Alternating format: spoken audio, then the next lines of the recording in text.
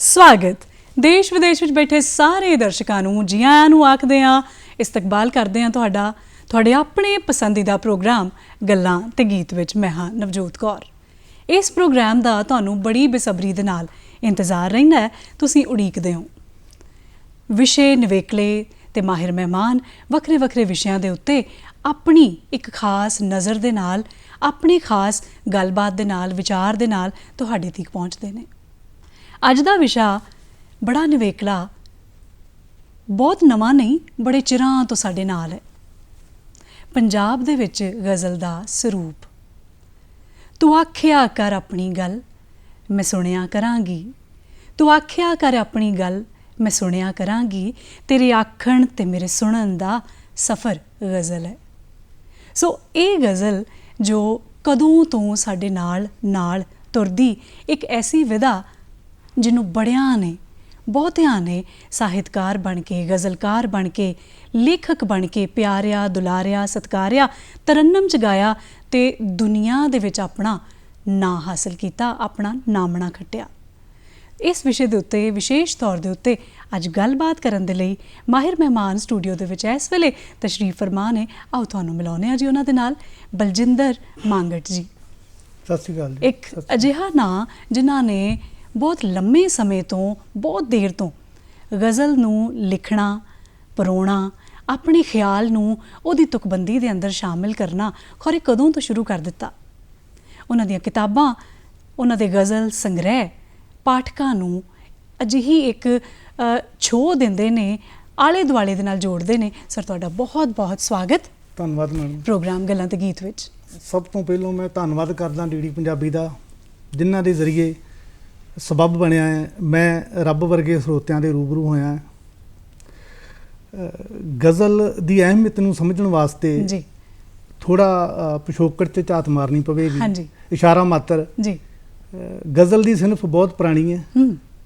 ਇਹ ਲਗਭਗ 7ਵੀਂ ਸਦੀ ਦੇ ਵਿੱਚ ਅਰਬ ਤੋਂ ਸ਼ੁਰੂ ਹੋਈ ਮੰਨੀ ਨਹੀਂ ਜਾਂਦੀ, ਕਨਫਰਮ ਹੈ ਵੀ ਉਹ ਅਰਬ ਤੋਂ ਸ਼ੁਰੂ ਹੋਈ ਆ। ਅਰਬੀ ਭਾਸ਼ਾ ਦਾ ਹੀ ਸ਼ਬਦ ਹੈ ਗਜ਼ਲ। ਗਜ਼ਾਲ ਕਰਕੇ ਵੀ ਇਹਨੂੰ ਮਤਲਬ ਜਾਣਿਆ ਜਾਂਦਾ ਹੈ। ਇਹਦਾ ਗਜ਼ਾਲ ਦਾ ਅਰਥ ਹਰਨੋਟੀ ਆ ਜਾਂ ਹਿਰਨ ਆ।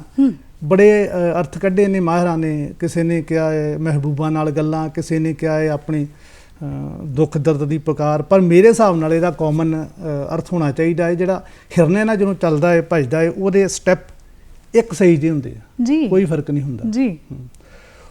ਇਹਦੇ ਵਿੱਚ ਗਜ਼ਲ ਦਾ ਰੂਪ ਵੀ ਇਹੀ ਆ। ਇਹਦੇ ਵਿੱਚ ਰੱਤੀ ਭਰ ਵੀ ਫਰਕ ਨਹੀਂ ਪੈ ਸਕਦਾ, ਨਾ ਲਗ ਇੱਧਰ ਨਾ ਮਾਤਰ, ਕੋਈ ਲਗ ਮਾਤਰ ਦਾ ਕੋਈ ਫਰਕ ਨਹੀਂ ਪੈ ਸਕਦਾ ਜੀ। ਇਹ 7ਵੀਂ ਸਦੀ ਤੋਂ ਸ਼ੁਰੂ ਹੋ ਕੇ ਹਰਮਨ ਪਿਆਰੀ ਹੁੰਦੀ ਈਰਾਨ ਦੇ ਰਸਤੇ ਉਰਦੂ ਤੋਂ ਬਾਅਦ ਇਹਨੇ ਪੰਜਾਬੀ ਭਾਸ਼ਾ ਵਿੱਚ ਪ੍ਰਵੇਸ਼ ਕੀਤਾ ਲਗਭਗ 13ਵੀਂ 14ਵੀਂ ਸਦੀ ਦੇ ਆਸ-ਪਾਸ ਜੀ, ਤੇ ਬੜੀ ਪਾਪੂਲਰ ਹੋਈ। ਗਜ਼ਲ ਸ਼ਾਇਦ ਪਹਿਲੋਂ ਸਿਰਫ ਸੀਮਤ ਸੀਗੀ ਮੈਖਾਨਿਆਂ ਤੱਕ, ਸਾਕੀ ਜਾਮ ਮਹਿਬੂਬਾ ਹੁਸਨ ਇਸ਼ਕ ਦੀਆਂ ਗੱਲਾਂ ਸੀਗੀਆਂ। ਪਰ ਹੁਣ ਖਾਸ ਕਰਕੇ ਮੈਂ ਗੱਲ ਕਰਾਂਗਾ ਪੰਜਾਬੀ ਗਜ਼ਲ ਦੀ, ਪੰਜਾਬ ਦੀ ਗਜ਼ਲ ਦੀ। ਪੰਜਾਬੀ ਗਜ਼ਲ ਪਾਕਿਸਤਾਨੀ ਗਜ਼ਲ ਵੀ ਵਿੱਚ ਆਏਗੀ। ਪੰਜਾਬੀ ਗਜ਼ਲ ਪੰਜਾਬ ਸ਼ਾਮਲ ਹੋ ਗਏ। ਹਾਂਜੀ, ਤੇ ਇਹ ਕਾਫੀ ਵਿਸ਼ਾਲ ਰੂਪ ਧਾਰਨ ਕੀਤਾ ਹੈ ਗਜ਼ਲ ਨੇ ਪਿਛਲੇ ਮੇਰੇ ਖਿਆਲ ਦੇ ਨਾਲ ਜਿੱਥੋਂ ਤੱਕ ਮੈਂ ਵੇਖਿਆ 50-60 ਸਾਲਾਂ ਤੋਂ ਉਸ ਦਾਇਰੇ ਤੋਂ ਉਸ ਖਿੱਤੇ ਚੋਂ ਨਿਕਲ ਕੇ ਇਹਦਾ ਘੇਰਾ ਕਾਫੀ ਵਿਸ਼ਾਲ ਹੋਇਆ। ਜਿਵੇਂ ਇਹਦੇ ਵਿੱਚ ਸਮਾਜ ਦੀਆਂ ਕੁਰੀਤੀਆਂ ਨੇ, ਸਮਾਜ ਦੇ ਵਿੱਚ ਊਣਤਾਈਆਂ ਨੇ, ਉਹਨਾਂ ਤੇ ਵੀ ਇੱਦਾਂ ਦੇ ਸ਼ੇਅਰ ਲਿਖੇ ਗਏ ਨੇ ਜਿਹੜੇ ਕਾਫੀ ਪਾਪੂਲਰ ਹੋਏ ਆ, ਜਿਨ੍ਹਾਂ ਨੇ ਲੋਕਾਂ ਨੂੰ ਤੁਰ ਅੰਦਰ ਤੱਕ ਹਲੂਣਿਆ ਤੇ ਲੋਕਾਂ ਨੂੰ ਮਜਬੂਰ ਕੀਤਾ ਗਜ਼ਲ ਪੜ੍ਹਨ ਵਾਸਤੇ, ਗਜ਼ਲ ਸੁਣਨ ਵਾਸਤੇ। ਗਜ਼ਲ ਦੀ ਅਹਿਮੀਅਤ ਨੂੰ ਛੋਟੇ ਵਿੱਚ ਨਹੀਂ ਵੇਖਿਆ ਜਾ ਸਕਦਾ। ਸਿਨਫਾਂ ਸਾਰੀਆਂ ਮੁਬਾਰਕ ਨੇ। ਕਹਾਣੀ ਦੀ ਆਪਣੀ ਥਾਂ ਹੈ, ਕਵਿਤਾ ਗੀਤ, ਖੁੱਲੀ ਕਵਿਤਾ ਤੇ ਵੀ ਕਾਫੀ ਬਹਿਸ ਹੁੰਦੀ ਆ। ਹਾਂ, ਮੈਂ ਇਹੀ ਤੁਹਾਡੇ ਤੋਂ ਜਾਣਨਾ ਚਾਹੁੰਦੀ ਹਾਂ ਵੀ ਜਿਨ੍ਹਾਂ ਨੇ ਅੱਜ ਤੁਹਾਨੂੰ ਪਹਿਲੀ ਵਾਰੀ ਸੁਣਨਾ ਹੈ ਜਾਂ ਹੋ ਸਕਦਾ ਹੈ ਕਿ ਗਜ਼ਲ ਦਾ ਪੰਜਾਬੀ ਦੇ ਵਿੱਚ ਪੰਜਾਬ ਦੇ ਵਿੱਚ ਜਿਹੜਾ ਸਰੂਪ ਹੈ ਅਸੀਂ ਉਹਦੇ ਬਾਬਤ ਗੱਲ ਕਰ ਰਹੇ ਹਾਂ ਤੇ ਇਹਦੇ ਵਿੱਚ ਕਿ ਇਹ ਵਿਧਾ ਕੈਸੀ ਹੈ ਤੇ ਇਹ ਬਾਕੀ ਦੀਆਂ ਜਿਹੜੀਆਂ ਬਾਕੀ ਤੁਸੀਂ ਸਿਨਫ ਦਾ ਨਾਂ ਲਿਆ ਵੀ ਇਹ ਉਹਨਾਂ ਤੋਂ ਅਲੱਗਾ ਕਿਵੇਂ ਹੈ। ਜੇ ਕਵਿਤਾ ਹੈ ਤੇ ਕਵਿਤਾ ਤੁਕਬੰਦੀ ਹੈ, ਖੁੱਲੀ ਕਵਿਤਾ ਹੈ ਤੇ ਇਹ ਵੀ ਇੱਕ ਤਰ੍ਹਾਂ ਦੀ ਇੱਕ ਕਵਿਤਾ ਹੀ ਹੈ ਕਿਉਂਕਿ ਲੈਅਬੱਧ ਹੈ। ਇਹਨੂੰ ਕਵਿਤਾ ਕਿਉਂ ਨਹੀਂ ਆਖਦੇ?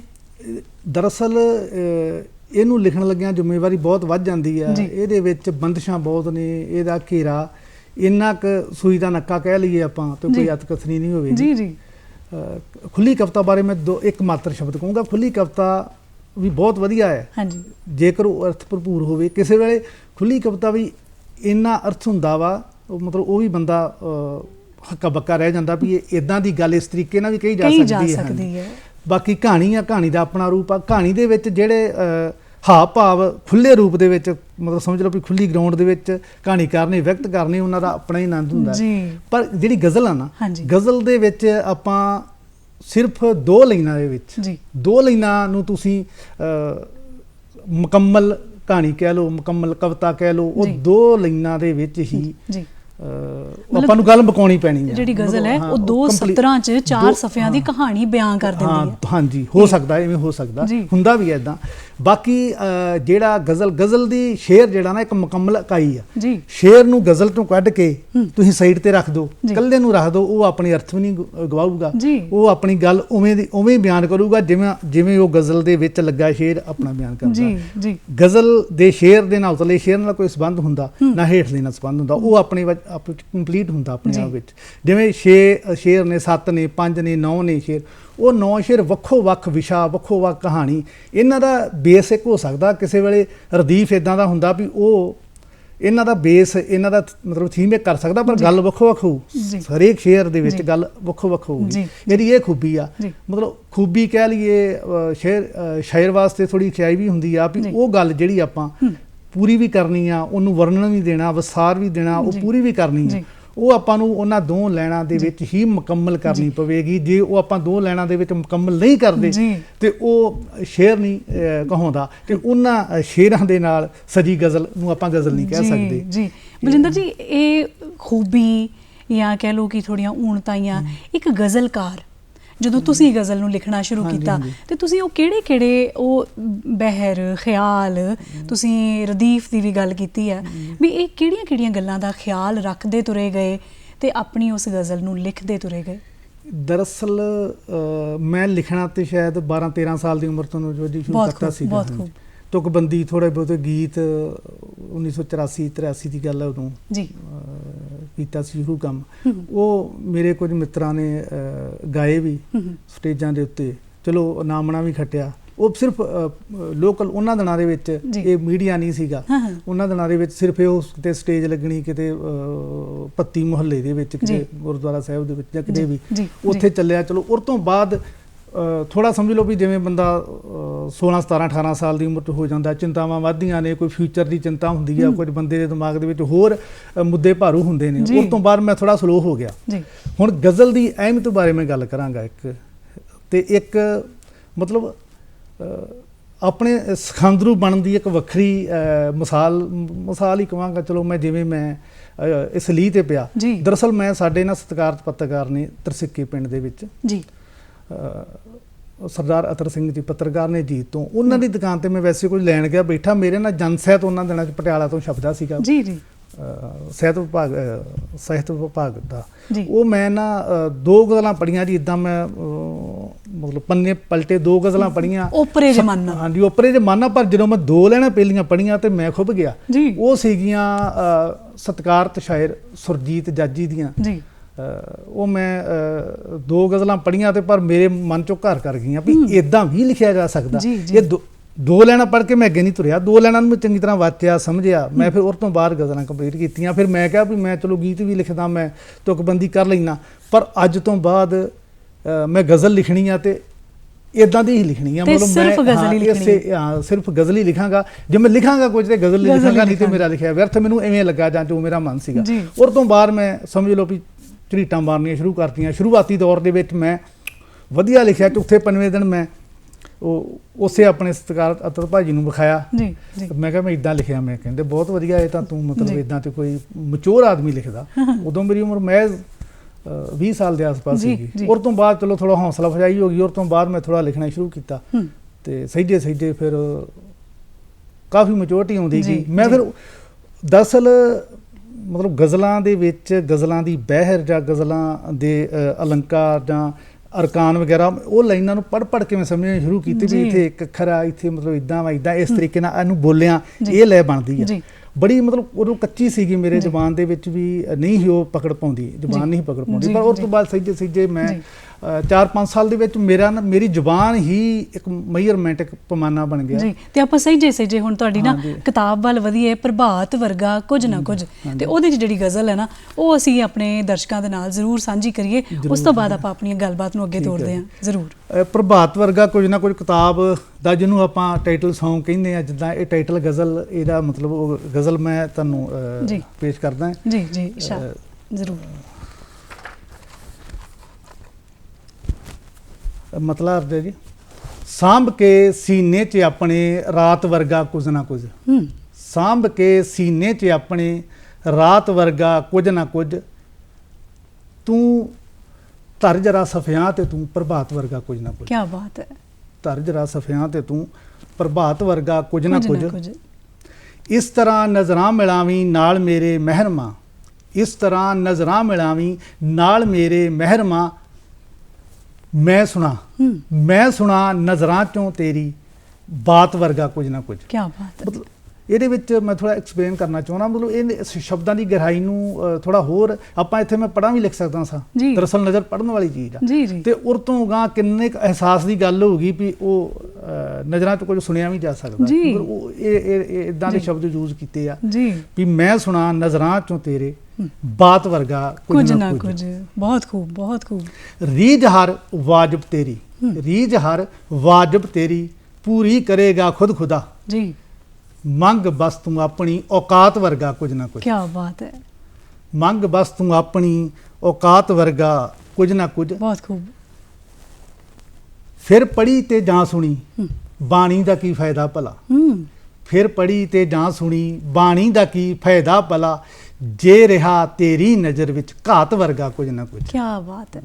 ਜੇ ਰਿਹਾ ਤੇਰੀ ਨਜ਼ਰ ਵਿੱਚ ਘਾਤ ਵਰਗਾ ਕੁਝ ਨਾ ਕੁਝ।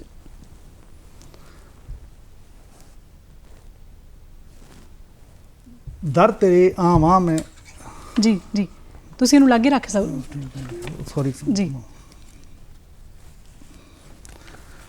ਮੈਂ ਨਿਰੰਤਰ ਦਰ ਤੇਰੇ ਆਵਾਂ ਇਹੋ ਚਾਹਤ ਮੇਰੀ, ਮੈਂ ਨਿਰੰਤਰ ਦਰ ਤੇਰੇ ਆਵਾਂ ਇਹੋ ਚਾਹਤ ਮੇਰੀ ਜੀ। ਤੂੰ ਰਹੀ ਦਿਨ ਦਾ ਸਦਾ ਹੀ ਦਾਤ ਵਰਗਾ ਕੁਝ ਨਾ ਕੁਝ। ਚੱਜ ਤੇ ਅਚਾਰ, ਚੱਜ ਤੇ ਅਚਾਰ ਵੀ ਤਾਂ ਬੰਦਗੀ ਦੇ ਰੂਪ ਨੇ ਜੀ।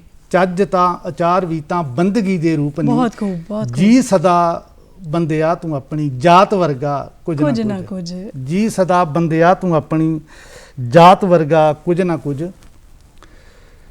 ਫਿਰ ਸਫੇ ਕਾਲੇ ਕਰੀ, ਫਿਰ ਸਫੇ ਕਾਲੇ ਕਰੀ ਤੂੰ ਇਸ ਤੋਂ ਪਹਿਲਾਂ ਮੰਗਤਾ ਜੀ। ਫਿਰ ਸਫੇ ਕਾਲੇ ਕਰੀ ਤੂੰ ਇਸ ਤੋਂ ਪਹਿਲਾਂ ਮੰਗਤਾ, ਜਿਹਨ ਵਿੱਚ ਪੈਦਾ ਕਰੀ ਜਜ਼ਬਾਤ ਵਰਗਾ ਕੁਝ ਨਾ ਕੁਝ। ਜਿਹਨ ਵਿੱਚ ਪੈਦਾ ਕਰੀ ਜਜ਼ਬਾਤ ਵਰਗਾ ਕੁਝ ਨਾ ਕੁਝ। ਤੇ ਇਹ ਜਿਹੜੇ ਜਜ਼ਬਾਤ ਨੇ ਨਾ, ਇਹਨਾਂ ਦੀ ਤਰਜਮਾਨੀ ਜਿਹੜੀ ਹੈ ਉਹ ਕੋਈ ਹਾਰੀ ਸਾਰੀ ਕਿਸੇ ਦਾ ਕੰਮ ਨਹੀਂ।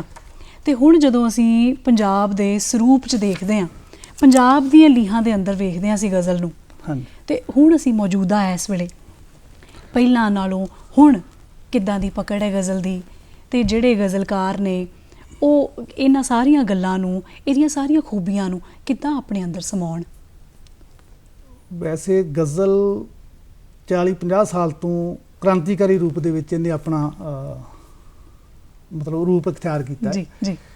ਕਾਫੀ ਸਤਿਕਾਰਤ ਗਜ਼ਲਗੋ ਹੋਏ ਨੇ, ਜਿੱਦਾਂ ਡਾਕਟਰ ਜਗਤਾਰ ਹੈ, ਸਾਧੂ ਸਿੰਘ ਹਮਦਰਦ ਹੈ, ਗੁਰਦੇਵ ਹਮਦਰਦ ਨੂੰ ਹੋਏ ਨੇ, ਦੀਪਕ ਜਦੋਈ ਜੀ ਹੋਏ ਨੇ ਜੀ ਜੀ, ਜਿਨ੍ਹਾਂ ਨੇ ਗਜ਼ਲ ਨੂੰ ਇੱਕ ਖਾਸ ਮੁਕਾਮ ਤੇ ਪਹੁੰਚਾਇਆ। ਔਰ ਤੋਂ ਬਾਅਦ ਜੇ ਗੱਲ ਕਰੀਏ ਤਾਂ ਸੁਰਜੀਤ ਪਾਤਰ ਜੀ ਹੈ, ਸੁਰਜੀਤ ਜੱਜ ਜੀ, ਫਿਰ ਨਰਿੰਦਰ ਮਾਨਵ ਜੀ, ਰਜਿੰਦਰ ਪਰਦੇਸੀ ਜੀ, ਸਰਬਜੀਤ ਸੰਧੂ ਜੀ ਅੰਮ੍ਰਿਤਸਰ ਤੋਂ ਨੇ, ਕਾਫੀ ਵਧੀਆ ਗਜ਼ਲ ਲਿਖਦੇ ਨੇ। ਦੇਵ ਦਰਦ ਜੀ ਅੰਮ੍ਰਿਤਸਰ ਤੋਂ ਹੈ, ਬਹੁਤ ਮਿੱਤਰ ਸੀ ਮੇਰੇ, ਅਫਸੋਸ ਡੈਥ ਹੋ ਗਈ ਹੈ ਪਿਛਲੇ ਦਿਨਾਂ ਦੇ ਵਿੱਚ। ਉਹ ਵੀ ਬਹੁਤ ਵਧੀਆ ਗਜ਼ਲ ਲਿਖਦੇ ਸੀ। ਇਸ ਤੋਂ ਬਾਅਦ ਹੁਣ ਜੇ ਥੋੜੀ ਅਗਲੀ ਪੀੜ੍ਹੀ ਦੀ ਗੱਲ ਕਰੀਏ ਤੇ ਗਜ਼ਲ ਨੂੰ ਇੱਕ ਵੱਖਰਾ ਰੂਪ ਦਿੱਤਾ, ਇੱਕ ਨਵਾਂ ਰੂਪ ਦਿੱਤਾ ਹੈ, ਜਿਵੇਂ ਗੁਰਤੇਜ ਕੁਹਾਰਵਾਲਾ ਜੀ ਨੇ। ਮੈਂ ਇਸੇ ਨਵੇਂ ਰੂਪ ਦੀ ਗੱਲ ਨਾ ਜ਼ਰੂਰ ਤੁਹਾਡੇ ਕੋਲੋਂ ਸੁਣਨਾ ਚਾਹੁੰਦੀ ਹਾਂ ਵੀ ਪਹਿਲਾਂ ਤੁਸੀਂ ਸ਼ੁਰੂਆਤ ਦੇ ਵਿੱਚ ਕਿਹਾ ਵੀ ਆਪਣੇ ਉਹ ਸਾਕੀ, ਉਹ ਮਹਿਫਿਲ, ਇਹ ਨਿੱਕੇ ਜਿਹੇ ਘੇਰੇ ਤੋਂ ਨਿਕਲ ਕੇ ਤੇ ਬੜੇ ਵੱਡੇ ਵਿਸ਼ਾਲ ਘੇਰੇ 'ਚ ਆ ਗਈ ਗਜ਼ਲ। ਤੇ ਕਿਹੜੇ ਕਿਹੜੇ ਹੁਣ ਇਸ ਵੇਲੇ ਨੇ ਜਿਹੜੇ ਆਲੀਸ਼ਾਨ, ਉਹ ਸਾਰੇ, ਜਾਂ ਕਹਿ ਲਓ ਕਿ ਕਿਤੇ ਥੋੜ੍ਹੀ ਜਿਹਾ ਦੁੱਖ ਵੀ ਹੈ, ਚੋਟਾਂ ਵੀ ਨੇ, ਤੇ ਉਹ ਸਾਰੀਆਂ ਚੀਜ਼ਾਂ ਨੂੰ ਹੌਲੀ ਹੌਲੀ ਛੂੰਹਦੀ ਤੁਰੀ ਗਈ ਗਜ਼ਲ। ਗਜ਼ਲ ਇੱਕ ਬਹੁਤ ਸੈਂਸਿਟਿਵ ਸਿਨਫ ਹੈ। ਗਜ਼ਲ ਦੇ ਵਿੱਚ ਤੁਸੀਂ ਕਿਸੇ ਵੀ ਦਰਦ ਨੂੰ, ਕਿਸੇ ਵੀ ਖੁਸ਼ੀ ਨੂੰ, ਕਿਸੇ ਵੀ ਮਸਲੇ ਨੂੰ ਬੜੇ ਵਧੀਆ ਤਰੀਕੇ ਨਾਲ ਜ਼ਾਹਰ ਕਰ ਸਕਦੇ ਹੋ ਜੀ, ਪਰ ਬਸ਼ਰਤੇ ਇਹ ਕਿ ਤੁਸੀਂ ਉਸ ਵਿੱਚ ਪਰਪੱਕ ਹੋਵੋ, ਮਚੋਰ ਹੋਵੋ। ਬਾਕੀ ਜ਼ਿਆਦਾ ਗਜ਼ਲ ਲਿਖੀ ਜਾ ਰਹੀ ਹੈ, ਬਹੁਤ ਜ਼ਿਆਦਾ ਸਤਿਕਾਰਤ ਨੇ ਮੇਰੇ ਵੀਰ, ਮੈਂ ਕਹਿ ਰਿਹਾ ਜਿੱਦਾਂ ਗੁਰਤੇਜ ਕਹਾਰਵਾਲਾ ਜੀ ਆ, ਸੁਨੀਲ ਚੰਦਿਆਮਨੀ ਜੀ ਆ, ਜਗਵਿੰਦਰ ਜੋਧਾ ਜੀ ਨੇ, ਫਿਰ ਰਮਨ ਸੰਧੂ ਜੀ ਨੇ, ਹੋਰ ਵੀ ਸ਼ਾਇਦ ਮੇਰੇ ਦਿਮਾਗ 'ਚ ਨਾਂ ਨਹੀਂ ਆ ਰਹੇ। ਏਡੀ ਵਧੀਆ ਗਜ਼ਲ ਲਿਖੀ ਜਾ ਰਹੀ ਆ, ਮਤਲਬ ਪੜ੍ਹ ਕੇ ਆਨੰਦ ਆ ਜਾਂਦਾ ਹੈ, ਵਾਹ ਵਾਹ ਕਰਦਾ ਹੈ ਮਨ। ਮੰਗੜ ਜੀ, ਇਹੀ ਜਿਹੜੇ ਤੁਸੀਂ ਨਾਂ ਲਏ ਨੇ, ਇਹ ਕਿਸ ਤਰ੍ਹਾਂ ਦੀਆਂ ਗਜ਼ਲ, ਕੁਦਰਤ ਦੀ ਗਜ਼ਲ ਹੈ, ਕਿਸੇ ਹੋਰ ਪੱਖ ਨੂੰ ਲੈ ਕੇ, ਕਿਸੇ ਵਿਸ਼ੇ ਨੂੰ ਲੈ ਕੇ, ਉਹਨਾਂ ਵਿਸ਼ਿਆਂ ਦੀ ਗੱਲ ਮੈਂ ਕਰਨੀ ਚਾਹਾਂਗਾ। ਵਿਸ਼ਿਆਂ ਦੀ ਡਿਟੇਲ ਦੇਣ ਸੰਬੰਧੀ ਮੈਂ ਗੱਲ ਦੱਸਾਂ, ਇਹ ਕਲੀਅਰ ਹੋ ਜਾਵੇਗਾ। ਹਾਂਜੀ, ਗਜ਼ਲ ਲੇਖਣੀ ਤਾਂ ਦੂਰ ਦੀ ਗੱਲ ਹੈ, ਇੱਕ ਗਜ਼ਲ ਦੇ ਵਿੱਚ ਹੀ ਕਈ ਵਿਸ਼ੇ ਆਪਾਂ ਛੂਹ ਸਕਦੇ ਹਾਂ, ਕਈ ਵਿਸ਼ਿਆਂ ਨੂੰ ਆਪਾਂ ਟੱਚ ਕਰ ਸਕਦੇ ਹਾਂ, ਕਈ ਵਿਸ਼ਿਆਂ ਬਾਰੇ ਆਪਾਂ ਲੋਕਾਂ ਨੂੰ ਜਾਣੂ ਕਰਵਾ ਸਕਦੇ ਹਾਂ। ਇਸ ਕਰਕੇ ਮਤਲਬ ਤੁਸੀਂ ਵੇਖੋ ਵੀ ਤੁਸੀਂ ਮੈਨੂੰ ਪੁੱਛਿਆ ਵੀ ਗਜ਼ਲ ਦੇ ਖੇਤਰ ਦੇ ਵਿੱਚ ਕਿਹੜੇ ਵਿਸ਼ੇ, ਤੁਸੀਂ ਗਜ਼ਲ ਦੇ ਖੇਤਰ 'ਚ ਵਿਸ਼ੇ ਪੁੱਛਿਆ, ਮੈਂ ਤੁਹਾਨੂੰ ਇੱਕ ਗਜ਼ਲ ਦੇ ਵਿੱਚ ਹੀ ਉਹ ਡੈਫੀਨੇਸ਼ਨ ਦੇ ਰਿਹਾ ਵੀ ਇੱਕ ਗਜ਼ਲ ਦੇ ਵਿੱਚ ਹੀ ਤੁਸੀਂ ਕਿੰਨਾ ਕੁਝ ਭਰ ਸਕਦੇ ਹੋ ਤੇ ਫਿਰ ਉਹਦਾ ਦਾਇਰਾ ਕਿੰਨਾ ਵਿਸ਼ਾਲ ਹੋਏਗਾ। ਇਹਦੇ ਵਿੱਚ ਬਹੁਤ ਵਧੀਆ ਫਿਰ ਪਾਕਿਸਤਾਨੀ ਗਜ਼ਲ ਜਿਹੜੀ ਆ ਉਹ ਵੀ ਮਤਲਬ ਉਹਨਾਂ ਦੀ ਭਾਸ਼ਾ ਦੇ ਵਿੱਚ ਜਿੱਦਾਂ ਮਾਸ਼ਾਅੱਲਾ ਕਹਿ ਦਿੰਦੇ ਆਪਾਂ ਨੂੰ, ਬਹੁਤ ਵਧੀਆ। ਜਿੱਦਾਂ ਉਹ ਤਹਿਰਾ ਸਰਾਏ ਬਾਬਾ ਨਜ਼ਮੀ ਜੀ ਨੇ, ਹੋਰ ਵੀ ਬੜੇ ਵਧੀਆ ਸ਼ਾਇਰ ਨੇ, ਮੈਂ ਪੜ੍ਹਦਾ ਰਹਿੰਦਾ ਉਹਨਾਂ ਨੂੰ। ਮਤਲਬ ਹੈਰਾਨ ਕਰਨ ਵਾਲੀ, ਬੰਦਾ ਨਾ ਜਿੱਦਾਂ ਝੱਕਾ ਜਿਹਾ ਰਹਿ ਜਾਂਦਾ ਹੈ, ਇਹ ਗੱਲ ਇਵੇਂ ਵੀ ਹੋ ਸਕਦੀ ਆ, ਇਵੇਂ ਵੀ ਕੀਤੀ ਜਾ ਸਕਦੀ ਆ। ਬਾਕੀ ਇਹਦੇ ਵਿੱਚ ਗਜ਼ਲ ਨੂੰ ਪੜ੍ਹਨ ਵਾਸਤੇ ਜਿਹੜੀ ਮਨ ਦੇ ਵਿੱਚ ਕਈ ਵਾਰੀ ਨਾ ਕਈ ਲੇਖਕ ਇਵੇਂ ਪਾਠਕ ਇਵੇਂ ਗਜ਼ਲ ਨੂੰ ਪੜ੍ਹਦਾ ਹੈ, ਉਹ ਤਲੇ ਸ਼ੇਰ ਨੂੰ ਹੇਠਲੇ ਨਾਲ ਜੋੜ ਕੇ, ਹੇਠਲੇ ਨੂੰ ਤੀਸਰੇ ਨਾਲ ਜੋੜ ਕੇ ਉਹ ਗੱਲ ਨਹੀਂ ਬਣਦੀ। ਉਹ ਕਹਿੰਦਾ ਯਾਰ ਗੱਲ ਉਹ ਸ਼ੇਰ ਸੁਤੰਤਰ ਰੂਪ ਵਿੱਚ ਪੜ੍ਹਿਆ ਜਾਵੇ ਨਾ, ਫਿਰ ਉਹ ਆਪਣੇ ਆਪ ਦੇ ਵਿੱਚ ਪੂਰੇ ਅਰਥ ਵੀ ਆਪਣੇ ਉਜਾਗਰ ਕਰਦਾ।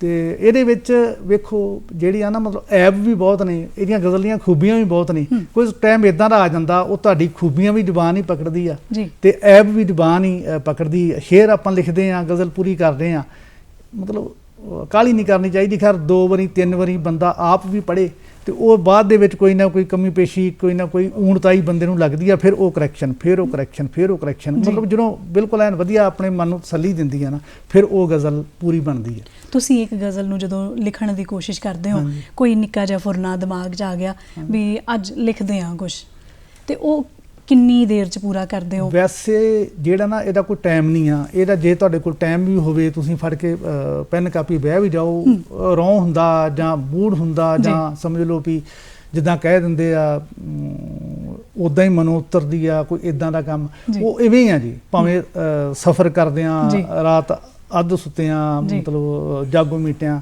ਉੱਠ ਕੇ ਕੋਈ ਨਾ ਕੋਈ ਵਿਚਾਰ ਮਨ 'ਚ ਆ ਜਾਂਦਾ ਹੈ। ਇਹਦਾ ਕੋਈ ਟਾਈਮ ਨਹੀਂ ਹੈਗਾ ਵੀ ਜੇ ਤੁਸੀਂ ਫ੍ਰੀ ਹੋ। ਮੈਂ ਕੋਸ਼ਿਸ਼ ਕੀਤੀ ਆ ਜਿੱਦਣ ਮੈਂ ਫ੍ਰੀ ਹੋਵਾਂ, ਲੋਕਡਾਊਨ ਦੇ ਵਿੱਚ ਮੇਰੇ ਨਾਲ ਇਵੇਂ ਹੋਇਆ, ਪਰ ਨਹੀਂ ਟਾਈਮ ਹੋਣ ਦੇ ਬਾਵਜੂਦ ਵੀ ਨਹੀਂ ਉਹ ਝਰੀਟਾਂ ਮਾਰ ਕੇ 2-4 ਸਫ਼ੇ ਖਰਾਬ ਕੀਤੇ ਹੋਣਗੇ ਨਹੀਂ। ਤੇ ਜਦੋਂ ਕੋਈ ਆ ਜਾਂਦੀ ਗੱਲ ਦਿਮਾਗ ਦੇ ਵਿੱਚ, ਉਹ ਸ਼ੇਰ ਲਗਭਗ, ਹਾਂ ਮੈਂ ਦੱਸ ਰਿਹਾ ਹਾਂ, ਜਿਹੜਾ ਟਾਈਮ ਪਾ ਕੇ ਤਜਰਬਾ ਤੁਹਾਡੀ ਜ਼ੁਬਾਨ ਨੂੰ ਇੱਕ ਪੈਮਾਨਾ ਬਣਾ ਦਿੰਦਾ। ਉਹ ਤੁਹਾਡਾ ਸਮਝ ਲਓ ਵੀ ਬਣਿਆ ਬਤਰਿਆ ਹੀ ਜਿਹੜਾ ਵਾ ਸ਼ੇਅਰ ਆ ਨਿਕਲਦਾ ਅੰਦਰੋਂ, ਉਹਦੇ ਵਿੱਚ ਕਿਤੇ ਕੋਈ ਨਾ ਕੋਈ ਨਿੱਕੀ ਹੁੰਦੀ ਆ, ਉਹ ਫਿਰ ਉਹਦੀ ਬਾਅਦ 'ਚ ਕਰੈਕਸ਼ਨ ਕੀਤੀ ਜਾਂਦੀ ਆ। ਅਵਲ ਤੇ 95% ਬਿਲਕੁਲ ਮਚੋਰ, ਬਿਲਕੁਲ ਬਣਿਆ ਬਤਰਿਆ ਸ਼ੇਅਰ ਨਿਕਲਦਾ। ਇੱਕ ਮਾਤਰ ਵੀ ਤੁਹਾਡੀ ਜ਼ੁਬਾਨ ਫੜ ਲੈਂਦੀ ਆ ਵੀ ਇਹ ਕਿਤੇ ਇੱਧਰ ਉੱਧਰ ਜਾ ਰਿਹਾ। ਜਿਹੜੀ ਆਪਾਂ ਸ਼ੁਰੂਆਤੀ ਦੌਰ ਦੇ ਵਿੱਚ ਉਹ ਜਿੱਦਾਂ ਲਘੂ ਗੁਰੂ ਹੁੰਦਾ ਨਾ, S1 ISIS, ਉਹ ਆਪਾਂ ਪਾ ਕੇ ਉਹਨੂੰ ਨਾਪਦੇ ਹਾਂ, ਫਿਰ ਉਹ ਲੋੜ ਨਹੀਂ ਰਹਿ ਜਾਂਦੀ ਇੰਨੀ। ਫਿਰ ਕਿਤੇ ਕਿਸੇ ਮਿਸਰੇ ਦੇ ਵਿੱਚ, ਕਿਤੇ ਸ਼ੇਅਰ ਦੇ ਵਿੱਚ ਆਪਾਂ ਨੂੰ ਉਹ ਊਣਤਾਈ ਦੂਰ ਕਰਨੀ ਪੈਂਦੀ ਹੈ ਜੀ। ਪ੍ਰੋਗਰਾਮ ਗੱਲਾਂ ਤੇ ਗੀਤ, ਗਜ਼ਲ ਦਾ ਪੰਜਾਬ 'ਚ ਸਰੂਪ, ਇਸ ਵਿਸ਼ੇ ਤੇ ਤੁਹਾਡੇ ਨਾਲ ਗੱਲਬਾਤ ਹੋ ਰਹੀ ਹੈ ਤੇ ਆਓ ਤੁਹਾਨੂੰ ਵੀ ਤੇ ਦਰਸ਼ਕਾਂ ਨੂੰ ਵੀ ਜੋੜਦੇ ਹਾਂ ਜੀ ਇੱਕ ਸੰਗੀਤ ਦੀ ਵੰਨਗੀ ਨਾਲ।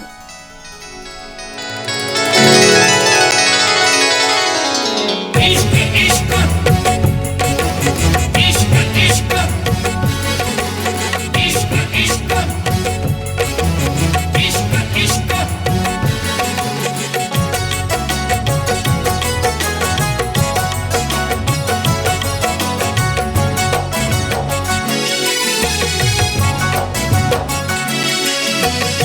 इश्क आखदा ई तेरा कख रहन भी नहीं देना।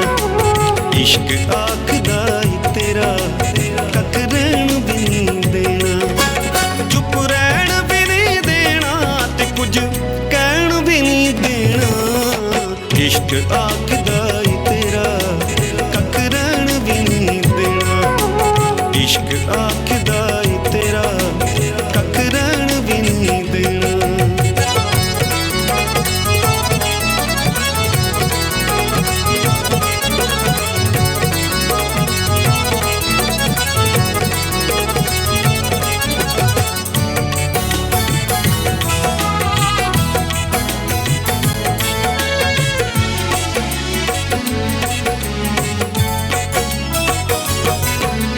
ਤੈਨੂੰ ਇੱਕ ਇੱਕ ਪਲ ਲੰਮੇ ਕੋ ਲੱਗਣੇ ਕਦੀ ਜੇਠ ਦੇ ਮਹੀਨੇ ਵਾਂਗੂ ਪੋ ਲੱਗਣੇ।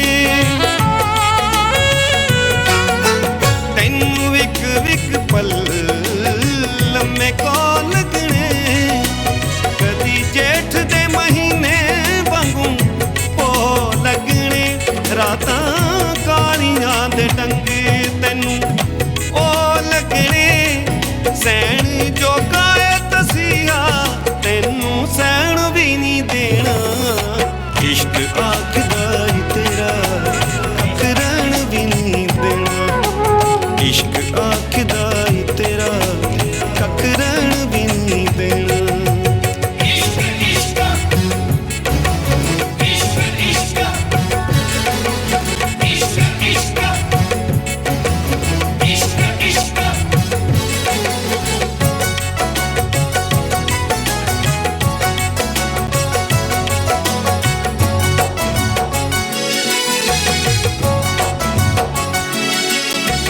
ਚੰਗਾ ਹੁੰਦਾ ਏ ਆਗਾਜ਼ ਤੇ ਅੰਜਾਮ ਰਜ਼ਾ।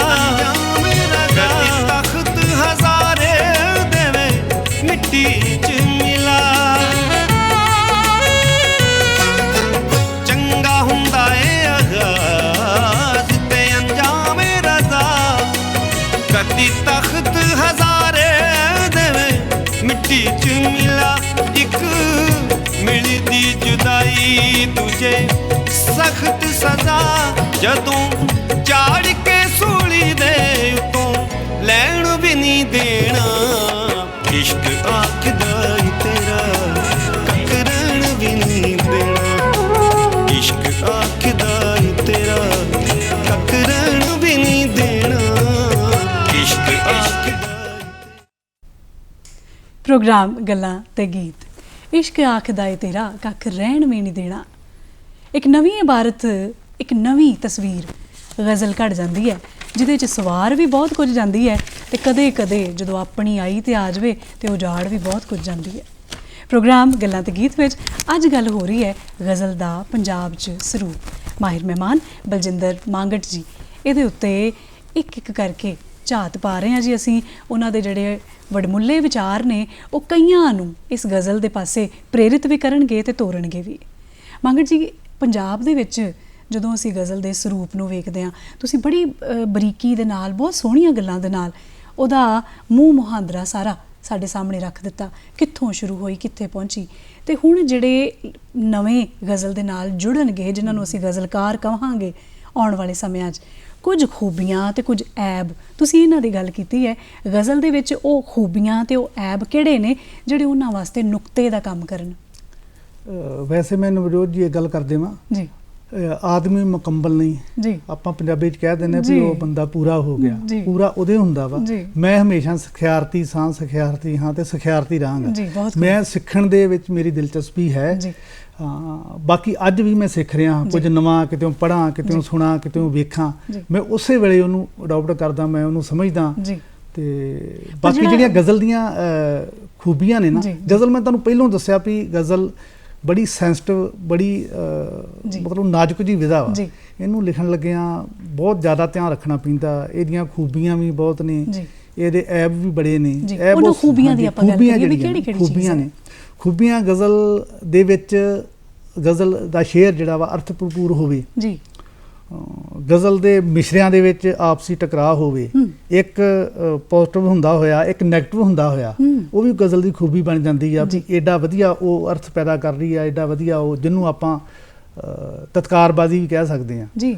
ਇਹ ਤੋਂ ਬਿਨਾ ਗਜ਼ਲ ਦੇ ਵਿੱਚ ਅਲੰਕਾਰ ਦਾ ਹੋਣਾ ਬਹੁਤ ਜ਼ਰੂਰੀ ਆ ਜੀ। ਵੇਖੋ ਮਤਲਬ ਗਜ਼ਲ ਦੇ ਵਿੱਚ ਜੇ ਕੋਈ ਸ਼ਬਦ ਇੱਕ ਮਿਸਰੇ ਦੇ ਵਿੱਚ 3 ਵਾਰੀ ਆ ਗਿਆ ਜੀ, ਉਹਦਾ ਐ ਬਣ ਜਾਂਦਾ ਜੀ। ਇੱਕ ਸ਼ਬਦ ਜੇ ਉਸੇ ਮਿਸਰੇ ਦੇ ਵਿੱਚ 2-3 ਵਾਰੀ ਆ ਜਾਂਦਾ ਤੇ ਉਹਦੀ ਖੂਬੀ ਬਣ ਜਾਂਦਾ ਜੀ। ਕਿਸੇ ਵੀ 2 ਸ਼ਬਦਾਂ ਦਾ 3 ਸ਼ਬਦਾਂ ਦਾ ਪਹਿਲਾ ਅੱਖਰ ਜੇ ਇੱਕ ਹੋਵੇ ਨਾ ਤੇ ਉਹ ਏਡੀ ਵਧੀਆ ਖੂਬੀ ਬਣਦੀ ਗਜ਼ਲ ਦੀ, ਉਹ ਬਹੁਤ ਵਧੀਆ ਇੱਕ ਸ਼ਬਦਾਂ ਦਾ ਜਿਹੜਾ ਨਾ ਸਮਤੋਲ ਹੋਣਾ ਚਾਹੀਦਾ, ਸਮਤੋਲ ਹੋ ਜਾਂਦਾ, ਸਮਤੋਲ ਹੋਣਾ ਚਾਹੀਦਾ ਅਰਥਾਂ ਦੇ ਵਿੱਚ।